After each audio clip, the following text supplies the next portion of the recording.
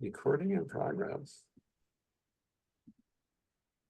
Okie dokie. All right, you guys all know the conceit. 1882, we don't know the rest of his philosophy yet. We don't know anybody after him. At least we're pretending that we don't. And what I would prefer is just your own thoughts on this, as if you are reading the book on its first printing and not bringing in a lot of other interpretations. So that's why I'm trying to keep this conceptually in the year of publication. So we're on aphorism 23 today is what we're starting. And this is a fairly complex aphorism, probably one of the most complex that we've run across so far. And I'm starting to get this feeling. I think 23 and 24 are sort of related. In fact, I think the next 3 or 4 are kind of related in a way. He's been a critic of culture for a long time, and he seems to be an advocate of change, almost for its own sake. And I think the very beginning of this, the very first sentence, consider the following signs of those states of society which are necessary from time to time and which are designated with the word corruption. And so the way I'm interpreting that is that he's observing that societies change and grow, and that corruption is a part of that change, a necessary part, in fact. And I would like to know what you guys think about that. I'm lost. Are you on 24? 23, we're on 23. Oh, 23. Yeah, the signs of corruption. Jason. Yeah, actually, I like this one a lot. And then I read corruption in this aphorism. It's a good word. That's I see. And then, and I specifically like the ending. I'm reading the Kaufman version. The times of corruption are those when the apple fall from the tree. I mean the individuals, for they carry seeds of the future and are the author of the spiritual colonization and the origin of new states and the community. Corruption is merely a nasty word for the autumn of a people. So autumn of a people, I believe he's talking about the ripe fruit, because the fruit got ripe. So the ripe mean people, some people will say that's a corruption, but it's ripe. And then they have the seeds. Seeds represent for the future, right? And the important thing is the individual. So I think he is observing people talking about the corruption of the society, but actually is the maturity of the individual, just like they have the seeds going for the future. And then the title is The Science of Corruption. So it is the 4 signs. Okay, so I think that's the this aphorism is talking about. That's it. Yeah, no, that's really interesting.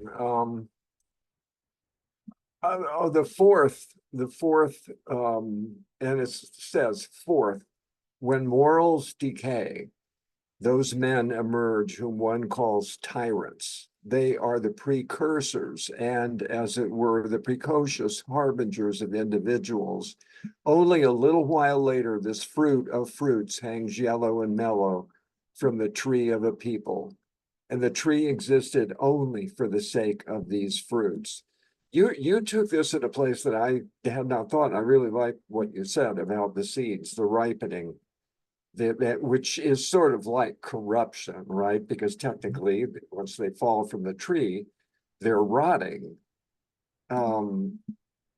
God, I really like that. Thanks a lot. That was great. And I also like what you read here, right? I think he talked about, I think the keywords is the harbinger of individuals. So here he talk about the tree existed only for the sake of these fruits.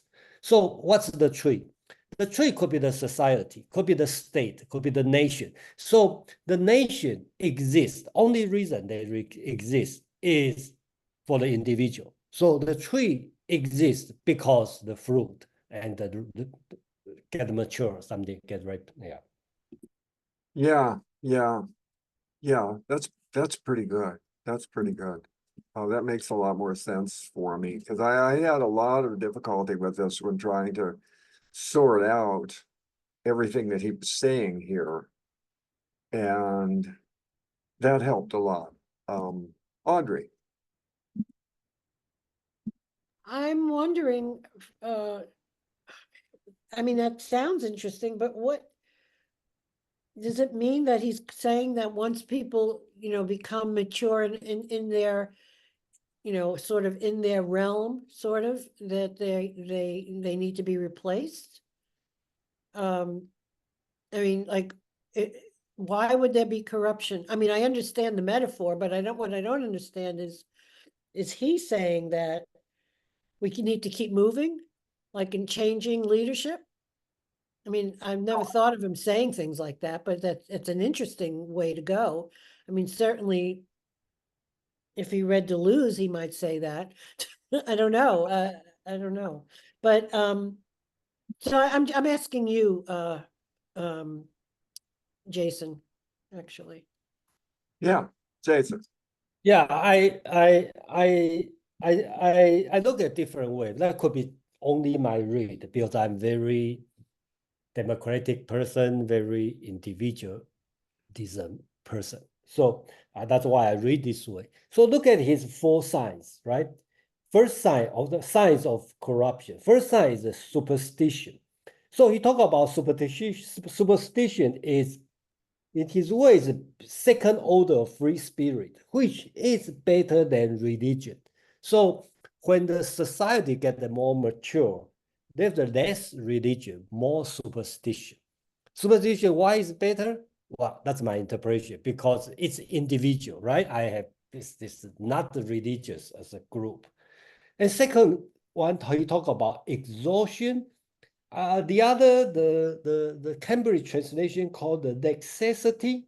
I think necessity means better. That means corrupt of the moral, something like this. So we don't uphold the traditional value. Number 3, the quality now become more refined. It's hard to understand this way, but I think the I'll skip this part.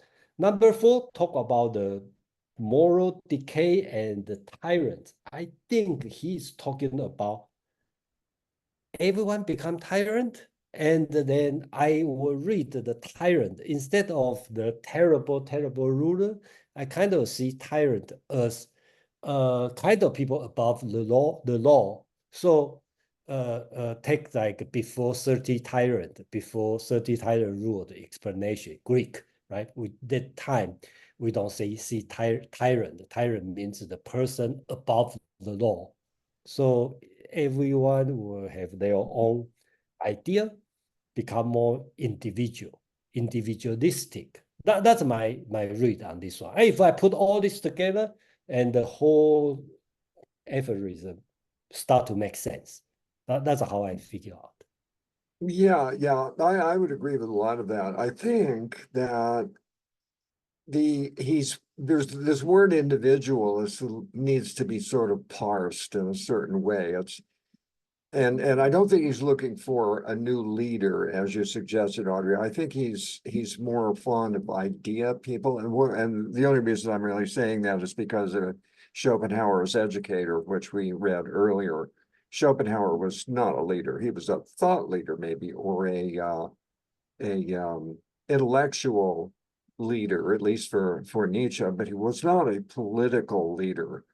And the society itself I don't think he has very much esteem for, generally speaking, but the production or the consequence is hopefully individuals like Schopenhauer, and I think Nietzsche would include himself in that company, to either conceive of other ways of a society acting, or something. I don't really know. I don't think that's been developed too far, so I'm really just guessing. But I have a feeling, because this is as complete and complex as it is, that this is likely to have a response or further development somewhere down the road. Well, I wasn't suggesting that that's what he meant. I was just asking, Jason if that's what he thought where he was going. Oh, Um, no, I'm no. not sure what I think yet. I mean, I still had issues with the difference between superstition and religion.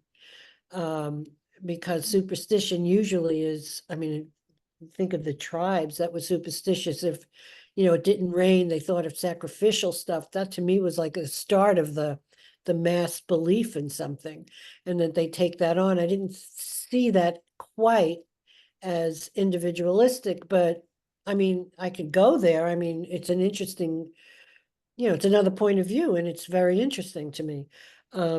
So it's just hard for me to read it that way. I'm looking at, I think I'm confusing myself by going to back and forth with the split page on the two Yeah, translations. So, so I'm going to try and stop doing that now.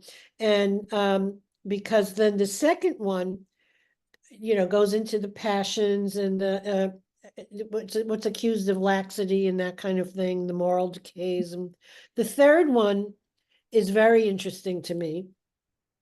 But it's the cruelty declines. This is the other translation, because this is the one that I have underlined. Thirdly, it is usually said to the credit of such societies, as if one wanted to compensate for the reproaches of superstition and laxness. So this made me think of, when they were trying to do in with the government in Mexico right now. So was trying to think, like, how does that work, in when you're trying to actually create some kind of a system. So I guess what my whole confusion with this particular one is, although I enjoyed it very much in both versions, is, what does individualism mean here? And are we talking about a way of life that we all feel like we have personal freedom, and so therefore we're strong, or is it really, do what you want kind of thing? And I opt for the latter. I'm going to give it to Jason in just a second. It's curious. I found it curious that, and I was comparing, just like you did, both translations to see if the word superstition was in both of them, and it is in both of them. And in the Kaufman translation, he highlights the word and provides the German word. So I'm going to guess that the German word might have more nuance to it than the English word. And that what he's talking about is people being superstitious is not as groups, not tribal.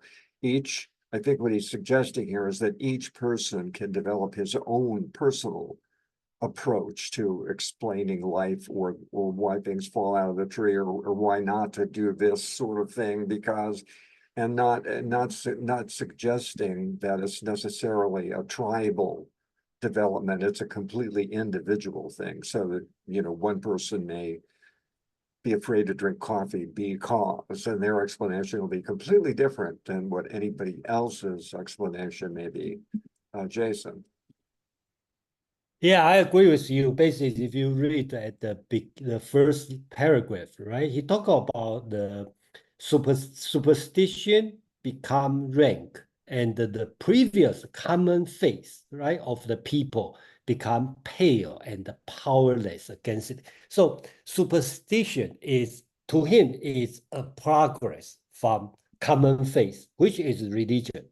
So a few lines later, he talk about a superstitious society is one in which there are many individuals and much delight in individuality, right? So in this perspective, superstition become always appear as progress and a sign that the intellect is becoming more independent and demand its right. I think that could explain, Audrey, your question about what does he mean individual. It means the intellect is becoming more independent and demands its rights. I think that's what he meant, individuality. Yeah, I would agree with that. I would agree with that. And anybody else? Any of you guys? This is a pretty interesting aphorism. I really like to hear what some of you thought of it. I I guess you want didn't. somebody to talk about superstition. I just Yeah, don't I believe it. do. I don't think we can rustle up the crowd here. No, we can't. Okay. Yeah, All right, Josh, I I'll remember this. I could call on them, but I'm reluctant to do that, so I won't. If you guys don't want to toss in your 2 cents, I don't understand why, but that's the way it is. Okay. I So- do want to ask okay, how do you think about the second one? Talk about exhaustion. And another translation is necessity. Okay, it sounds that's totally different concept, right? Yeah. Exhaustion, I don't know how that's going on, and I'm a little bit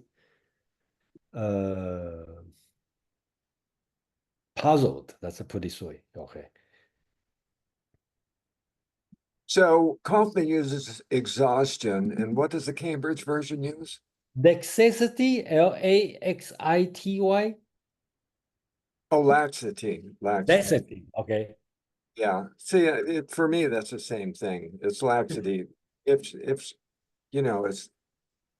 lax means like, It's not the same as exhaustion. No, I think it's not probably opposite. At least what I Laxity is lazy and not, I'm Yeah. not gonna, I You're don't right. care anymore. It's like, being an apathetic voter. You're not gonna, you don't vote because you don't care, that kind of thing. But exhaustion is like, oh, mamma mia, enough already. Yeah, We yeah. can't go, they're Oh, corrupt. So that is a little bit different if you want to talk nuance, I guess. But it's fun to, the second one makes the most sense to me. I could see where corruption does that. And we've seen it in our lifetimes too. And where's the third one? What do they say in the third one? What was the other question you had, Jason? no, that's my question. How Oh. do I think your explanation of these two words help a lot. Even they are different, I can see their common ground. So Yeah. yeah, They're you can letting see they are different. Yeah. in other words, I got the impression that what Nietzsche is saying is that that's the only way corruption can work and stay corrupt. First of all, because the people aren't doing anything about it for whatever reason, whether they're exhausted, whether they're just lazy, apathetic, or whatever, they're allowing things to happen just because it's their comfort zone and they don't want to deal with it. That's what I think. So I always come back to that. I don't believe he's this individualistic the way like Americans mean of individualistic. And so I think that's just that's the nuance that he has in his writing that I actually enjoy. So well, I totally lost my train of thought there, but go Yeah. ahead. The I usually frown on comparing the words like that, but I actually frown more on people going back to the original German, but I think you have brought up a really good point. I'm sort of annoyed with myself for not having spotted that. But anyway, it does make a difference. You're right. You're right. I was trying to Well, brush. if you read the comments, maybe it'll come to you sometime to do that. Read No. more comments. Maybe, I don't know. Okay, does anybody have anything more they'd like to say about this one?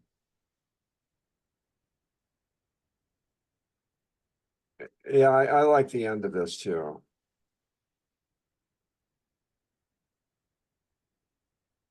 Okay. All right, so 24 is entitled in the Kaufman translation, Diverse Dissatisfaction. And Kaufman makes the observation at the end that Nietzsche seems to be disparaging the feminine type versus the masculine type. But then in the end, he's not. And this is related in some ways to this notion of the corrupt society. And the very last line of this is, Europe is sick, but owes its utmost gratitude to her incurability of that sickness and to the eternal changes in her affliction. These constantly new conditions and these no less constantly new dangers, pains, and media of information have finally generated an intellectual irritability that almost amounts to genius and is in any case the mother of all genius.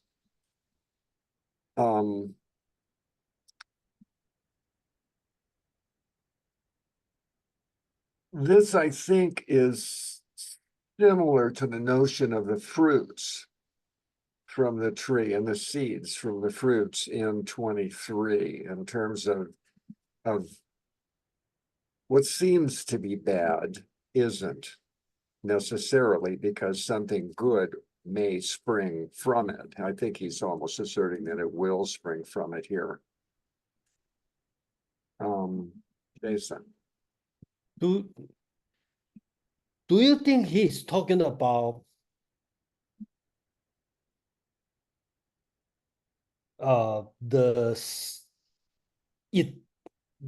society got stable and not changing anymore instead of, I'm afraid we may read a totally different way. Okay, first I read corruption as a good word, and then, and this one I do read here. He talk about China, for example, is a country in which large-scale dissatisfaction and the capacity for change has become extinct centuries ago. Okay, during the 19th century, China is probably the worst time.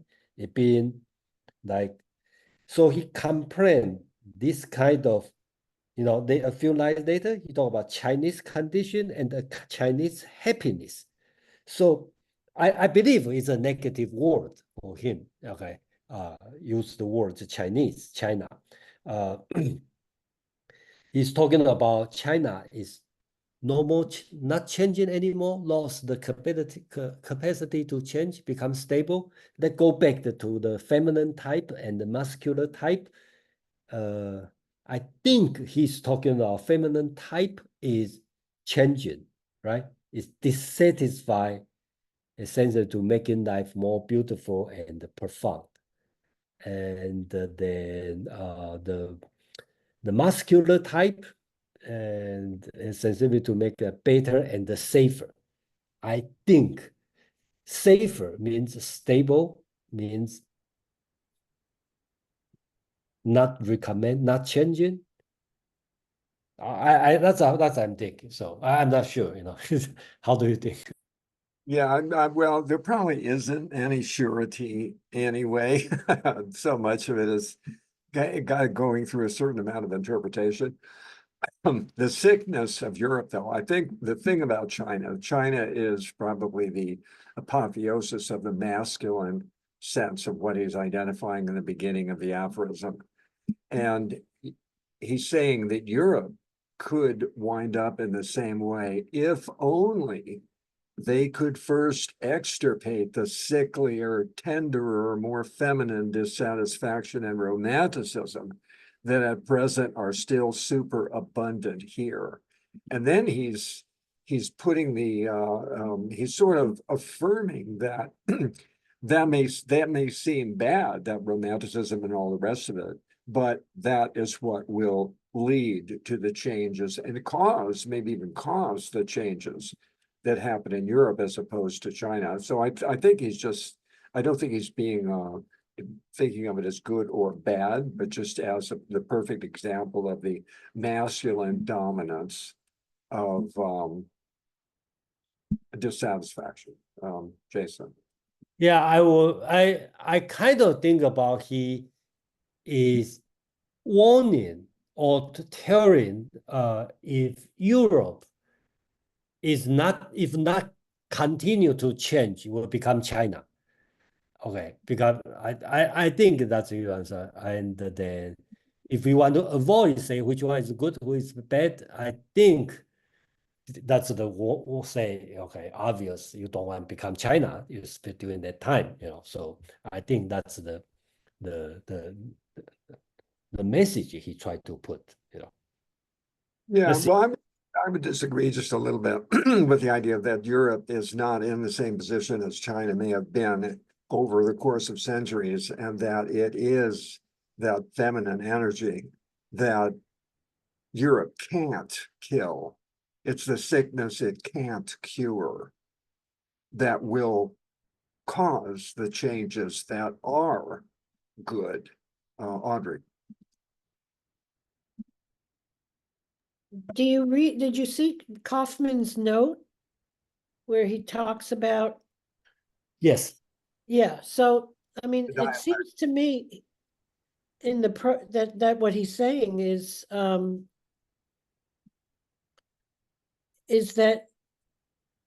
the quote is, only those who keep changing remain akin to me. And, you know, that's what I was trying to say before, that was he talking about change and the willingness to embrace a moving kind of way of being,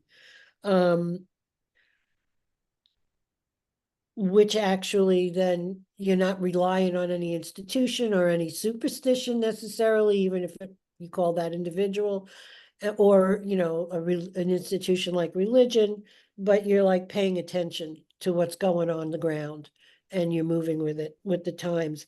And in the other translation, he ends it with the other, who the hell is that? Napoleon, you know, distractions that he used. A term, I want people to submit even to my fantasies and to find it natural when I yield to this or that distraction. That is what Napoleon once replied to his wife when she had reason to question her husband's marital fidelity. And, you know, which is what? Times of corruption are those in which the apples fall from the tree. I mean the individuals, the seed bearers of the future, the spiritual colonizers and shapers of the new states and communities. Corruption is just a rude word for the autumn of a people. So that's the Cambridge one. I think there's a lot here that I would consider reading this one again. The 24? Yeah, Yeah. yeah. So Yeah, Audrey, you are talking about 23, right? No, I'm reading 24. No. No, you Okay, read 23. That was 23. yeah, corruption of Oh, those. I was reading the right 24 for Kaufman, right?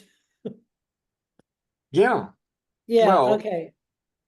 they are in agreement. Both of them are called diverse dissatisfaction, right? 24. Yeah. Oops, sorry. Oh, yeah, I see what I The distraction thing was, and Napoleon was 23. Yeah, Yeah. the split page thing sucks. Yeah, I'm well, that's why maybe it's better to just stay with the Kaufman translation, since the three of us would all be using the Kaufman, and just not worry too much about the differences. Yes, no. I thought Kaufman are easier to understand. Yeah. That's really way. Well, I- for me though, I did read the Cambridge one based on the original posting. And then when you mentioned in one of the groups, Kaufman is better, I downloaded the Kaufman, but I had so read ahead that I put the split screen up so I could, look at what I highlighted in the Cambridge and then go to those sections quickly when you're talking about Kaufman, because I didn't underline anything in Kaufman after 23. Oh, yeah, okay, okay. So so I have to do that on my own. It's okay. Yeah, okay, no, that's fine. No, honestly, I do appreciate that you brought up that exhaustion laxity thing, and maybe that seemed important at that point. But it's it's a lot of work. I do that periodically too, but that's because I was worried about that word superstition. But what are you Well, gonna I'm do? still worried about it. Yeah, well, me too, me too. So I'm going to Why you assume that guys worry Josh, about superstition? well, what superstition is like, she was saying a tribal, a primitive religion of some sort is superstition, based in superstition in a way, right?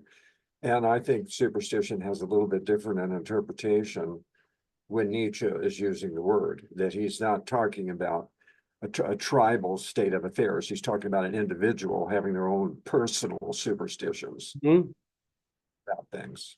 Which is good. Well, Yeah. okay, Well, so this- you wear garlic around your neck, but that comes from a culture. It's not individual. The only individual is if you choose to put it on your neck. Yeah, but I'm not in a culture that does that. But what if I decided to do that for superstitious reasons? That would be an awesome thing. Well, you'd have to tell me what that would be. I want to hear that description. But I mean, what you could say, conspiracy theory, right? Superstition, maybe? Right on, absolutely right on. Like the QAnon thing. I thought of that, and I think that's correct. The QAnon person who started all of that developed his own superstition thing around this whole thing. And then he got a bunch of followers. And that is what he wanted to do. But I think Nietzsche is applauding the idea that he developed that, at least at that point. And I think he would probably see our society as somewhat corrupt as well. So, Oh, God, somewhat? Yeah, okay, No. cool. I'm being gentle. I'm being gentle, trying to, whatever. I'm going to assume that Josh's hand is up. Josh.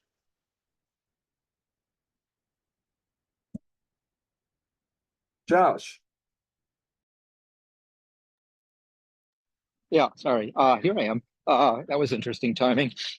Um, I was thinking about the idea that corruption, I'm sorry, that superstition perhaps could lead to the downfall of a religious establishment. Individuals are holding on to practices for their own reasons that subverts the ability of the system, or the authoritative force of the system to maintain control. That was just a thought. And the other one, which is sort of tied in with that, is the thought of corruption. I think it was Derrida. He wasn't the only one who talked about how any system which Well, becomes the norm. we're not doing Derrida. We're doing Nietzsche. Derrida said this, but this is a reference to Nietzsche. It Well, doesn't matter that it doesn't Josh- matter that I said Derrida. I could have said myself because it's what I believe. So ignore the fact that I said Derrida so we could continue on and I could make my point. All right. You can make, here's what's all right. You can make your point with your own statement. I do not want references to modern philosophers, okay? You believe it? Yeah, but if you listen to what I was saying, it wasn't so much a reference. I mean, it mentioned his name, but I said he said it among others. I mean, I could have continued that by saying that my point isn't that I'm couching this, that depending on the authority of somebody else. It's because I wanted to be, I guess I wanted to be a little accurate here. You know, I wanted to attribute it fairly rather than saying I just completely made it up myself. But it's completely irrelevant that it happened to be Derrida. And I'm not even sure it was. What's relevant here is the point itself. And that is that any system of justice, or the ethics it's founded on, always begins as a corruption of something that preceded it. And it tends to be forgotten. That origin as a corruption, or as a violation, or as an unjust justice with respect to another system. So I just thought that the word corruption sort of registered for me in that vein as what's perceived as corrupt in relation to some normative way of mode of practices is later becomes the new norm often. So the emphasis here is on the means of profound change that it proceeds through this a process which involves this a certain kind of a violence.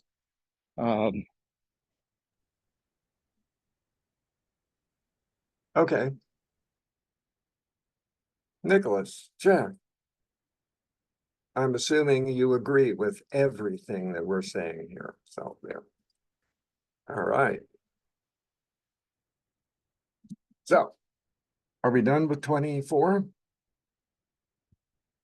Yes, we are. So we're moving on to 25. And this is going to wrap up today because this is one of the 1 hour session. 25 is the title, Not Predestined for Knowledge. And I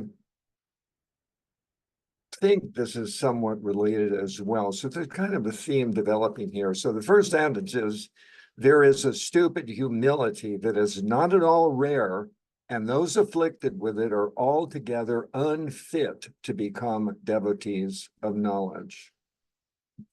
And this goes back to, I think, this aphorism 2 about an intellectual conscience, an intellectual conscience, and that is the desire for certainty.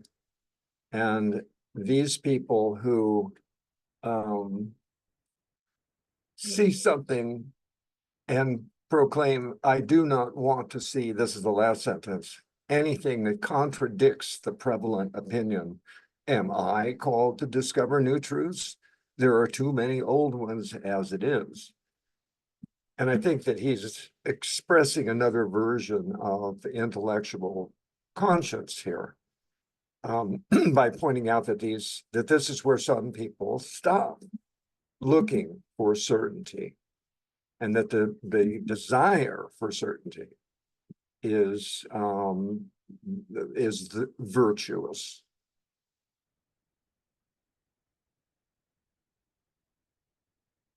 So that's where I'm going with this. Is the what? What did you say? You trailed off. Okay. The desire for certainty, which he expressed as Right. intellectual conscience, is what he is enlarging on here in this aphorism. He's just describing that a person who reacts this way to new things and doesn't want certainty about them, that is happy to fall back on prevailing opinion and just stop there, that this is not having an intellectual conscience. That's what I'm saying, he's saying. In so many words.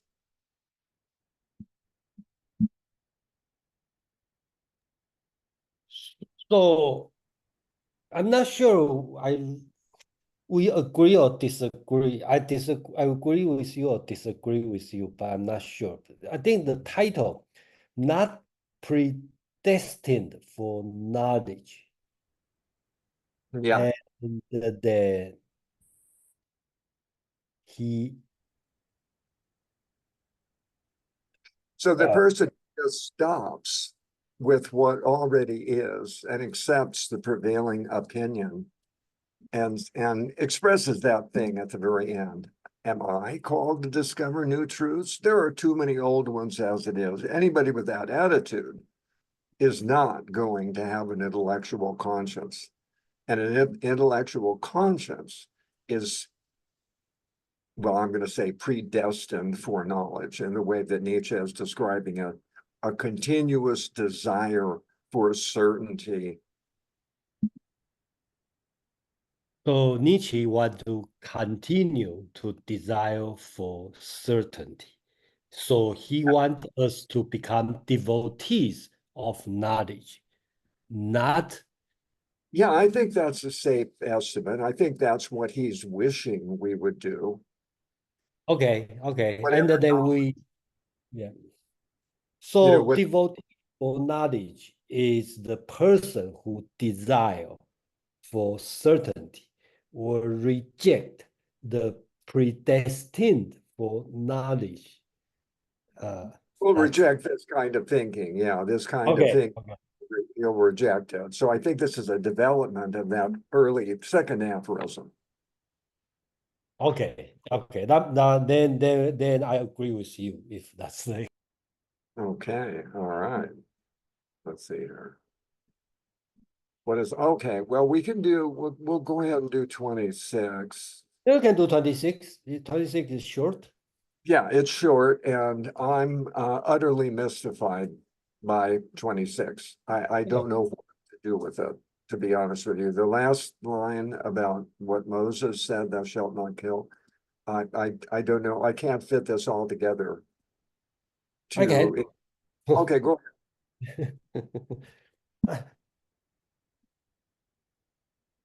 I think the life is that's what I read it. Okay. Our life all toward to death, right? Doesn't matter. The destination is death. Shedding something that want to die. Life that is continually shedding something that want to die. Life that is being cruel and insufferable against everything about us, growing old and weak. Not only about life. Okay, again, constantly being a murderer. Is he talking about our life? We just like murdering ourselves? I really just thought he was talking about life naturally dying, so. Yeah, that's I agree with you. Probably you and me have the same Buddhism thought. But, yeah, life is suffering because, as soon the minute you're born, you're facing your own death kind of thing, if you contemplate that, but when I read the Cambridge one, I mean, I underlined the whole thing, so, so, I highlighted the whole paragraph. But I like this one too. Life that is continually shedding something that wants to die. That's not killing itself. I mean, it's just, it wants to die. The body is now growing and growing and growing in the tree, and the leaves are going to fall. I mean, he stopped short where the Buddhists say the trees and the leaves are going to come back again in the spring, but that's something else. But life that is being cruel and inexorable against everything about us that is growing old and weak, and not only about us. I really couldn't understand. I mean, Moses says, thou shalt not kill. And I mean, everybody says, don't murder, don't kill, blah, blah, blah. But we are dying. So what are we actually doing? Are we respecting death? Or are we like, if you're too old and sickly, we're trying to push you away? And if we're trying to push you away, that's sort of like, killing quicker, something. That's the way I read it. And I see both translations seem very similar things. So that's the way I see it. I think you should include in that not just the end of a life or the disintegration of a body, but the end of an idea, the end of a Yes, culture. okay, I'm all for that. Yes, Oh, okay. absolutely. Definitely. And if he was current, he would say event. That's right. Constantly being a murderer. Yeah, when I first read this, I read it a little differently. I thought that he was putting forth these definitions, but I think he's just offering some notions about, or ideas, if you will, about how life can be interpreted because people do die.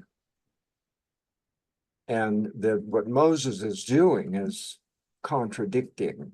He's throwing out this notion of constantly being a murderer.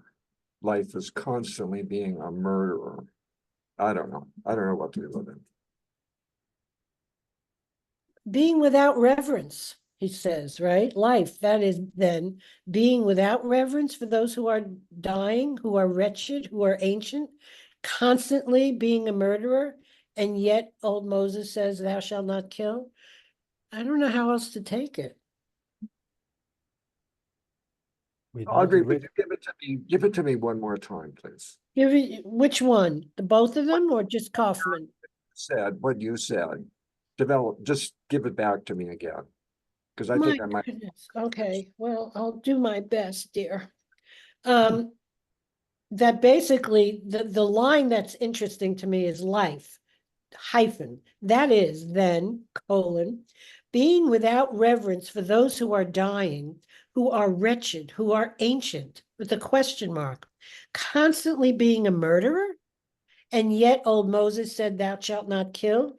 You don't respect life if you are pushing away, or if you got a problem with the end or something. Face your own, I mean, there are people that contemplate in their life, their joy of life, by going to watching, bodies in that are, decaying, and contemplating their death, and the death, and moving on, and seeing it as a cycle. It's something to embrace and enjoy. I don't know. That's the way I like to think that Nietzsche is that way, whether he was mad or not, that he was mad in the right kind of way. Yeah, See well, the madness. he was certainly mad in the end.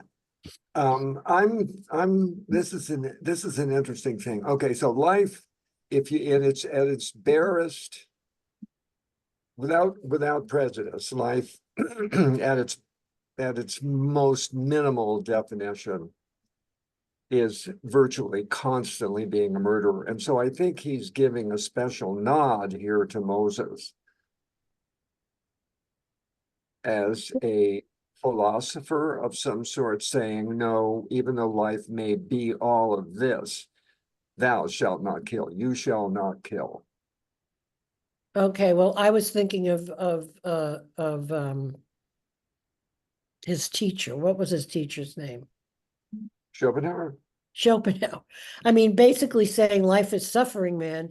But he's gone beyond Schopenhauer and saying, so what? You don't have to see it that way. I think he went beyond Schopenhauer's pessimism about it. Yeah. So I don't see that Moses was, I refuse to see that one anyway. Moses was not a philosopher. Well, yeah, well, it depends on how you look at that. There's Cornford wrote a book called From Religion to Philosophy. So, Yeah, I'm here. The Schopenhauer thing, that I like that a lot. I like that. Thanks for bringing that up. I think that's a part of what's going on here. Okay. All right. So we're going to wrap this up for today. So next time we're going to start with 27, a man of renunciation. I think this is a gem. This is really terrific. And thanks for participating, Josh. Sorry I got on your case. I wish a couple of others would participate. No problem. Well, it's interesting, Lindsay. I mean, I mean, I know you feel very strongly about don't bring in other philosophers, but you and I both brought in the alt-right. And they're not philosophers, but you know, it's current and it's what we think. So it's hard to take that away from us, you know, No, if you were to say, I don't remember bringing up the alt-right, and maybe you did or somebody did, I don't know. It's what I want is just your own opinion. I don't want it referenced. What do you think about what we're doing here? And that's why I'm being picky about the whole thing.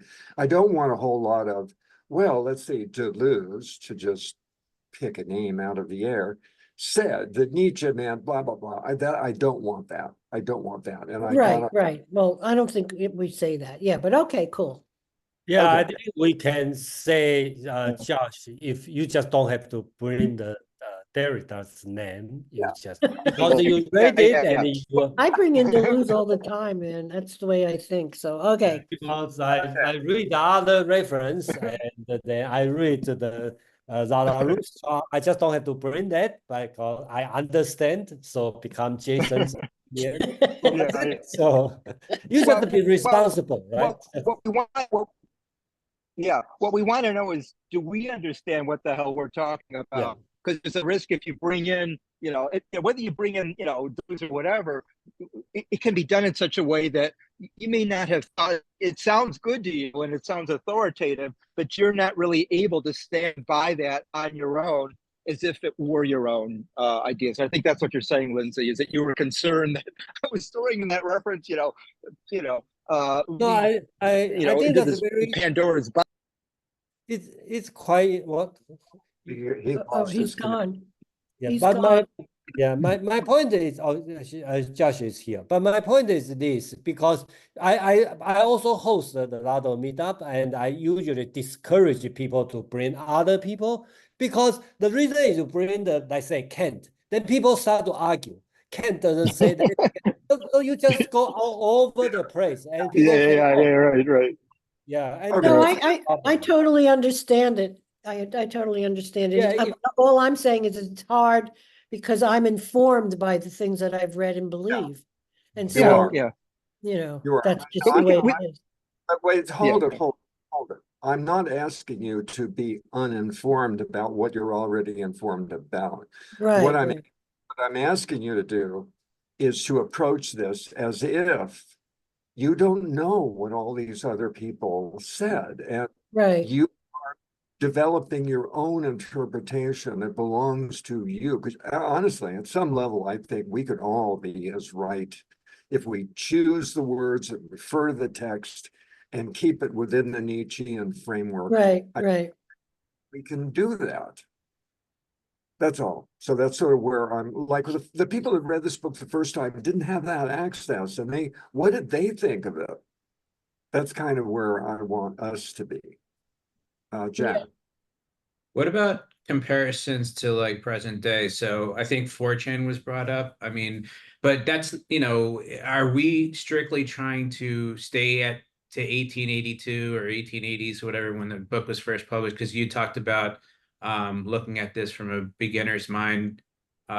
So, can we bring up modern examples of what's being perhaps talked about in the Yes, you book? can bring up any kind of examples. Just all I really want to avoid is, well, Bertrand Russell said about Nietzsche, blah, blah, blah, blah, blah. I don't want that. I want, if you want to refer, and we have done it, it's like Audrey observed, there's a lot of modern feeling stuff in here. And there's nothing wrong with bringing up your own personal observations about the society, the culture, any of the stuff that illustrates or speaks to your opinion about what Nietzsche means in an aphorism. That's all okay. I just don't want references to specific philosophers. It could be just like Jason said. Then somebody else can, it just gets too crazy. Yeah, then people start to argue, Bertrand Russell is a good person or bad philosopher, Yeah, then we totally lost our dialogue. So Yeah. Okay, All I gotta right, hit, guys. I gotta hit the road, you guys. So the next week will be an hour and a half session, and I will be posting that hopefully within the hour, if not early tomorrow morning. Okay, So great. thank- Nice to Okay, see thank you, everybody. guys. Bye-bye. Bye-bye.